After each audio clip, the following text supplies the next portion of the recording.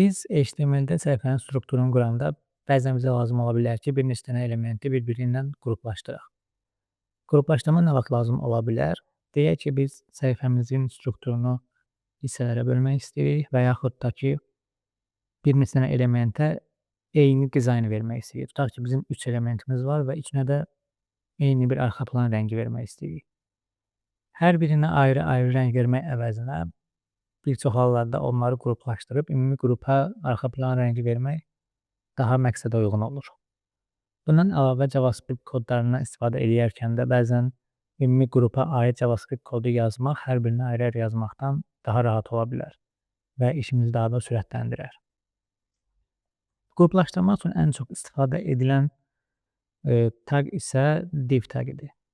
Div taqının xüsusi bir mənası yoxdur. H1-də, P-də və digər taqlarda olduğu kimi. Bu sadəcə olaraq bir qutu və yaxud konteyner vəzifəsi görür. Yəni biz burada əslində istənilən elementləri bunun içində saxlaya bilərik. Bu şəkildə ola bilər, videoda ola bilər, hər hansı bir mətn başlı və yaxud onların hamısı birlikdə də ola bilər.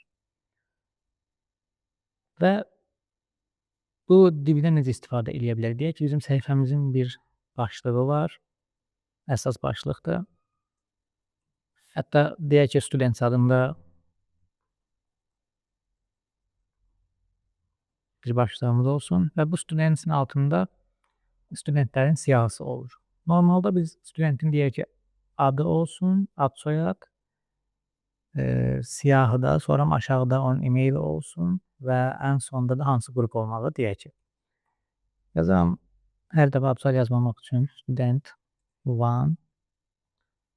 student1 email və group. Sonra eyni şeyi biz burada student 2 üçün də edirik.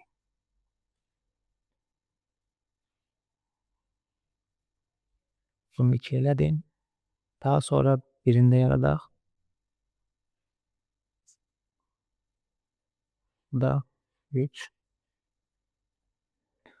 Və studentlər belə düzülüb. Amma deyək ki, mən student 1-ə başqa bir arxa plan rəngi vermək istəyirəm. 2-yə başqa və 3-ə başqa. Bunun üçün biz nə edərik? Bunları qruplaşdırarıq. Qruplaşdırmaq üçün 3-ünü də seçirəm. Alt W ilə buna bir konteynerə salıram bunları və konteynerdə div eləyirəm. Əslində vizual olaraq heç nə dəyişmədi. Çünki div sadəcə olaraq bunları əhatə eləyən bir konteyner vəzifəsi görür. Başqa xüsusi bir məqsədi yoxdur hal-hazırda. Yenə divə salıram və bunu da divə saldım. Bəs bu bizə nə kimi bir üstünlük verir? Deyək ki, mən student 1-in dediyim kimi arxa plan rəngini başqa bir şey eləmək istəyirəm. Style, background color olsun.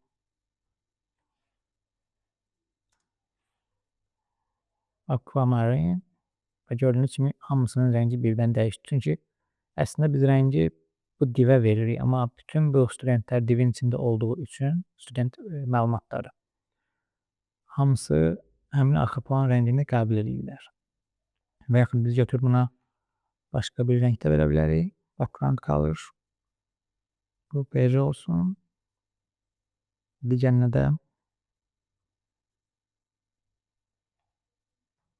background color da bu violet və bu şəkildə alınır.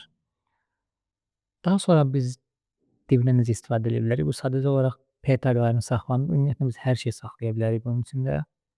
Deyək ki, bizim bir image tagımız var və bunun source'u da student 1.png-dir. Alt text'i də student 1. Hal-hazırda əslində o şəkil olmadığına görə burada görsənmir. Amma gördüyünüz kimi alt mətni görsənir burada. Və biz istədiyimiz qədər bu şəkildə elementləri əlavə eləyib qruplaşdıra bilərik. Ya da ki, divin içinə hər hansı bir element salmaya da bilərik. Sadəcə olaraq birbaşa mətndə sala bilərik. Text yazıram tutaq ki və o da bura əlavə olunur. Biz bunu P taqı ilə də eləyə bilərik, sırf divlə də eləyə bilərik. Amma dediyimiz kimi P taqının xüsusi bir mənası var. Semantik cəhətdən və axtarış məlikləri P-ni avtomatik olaraq bir paraqraf kimi oxuyur, amma div üçün belə bir xüsusiyyət yoxdur.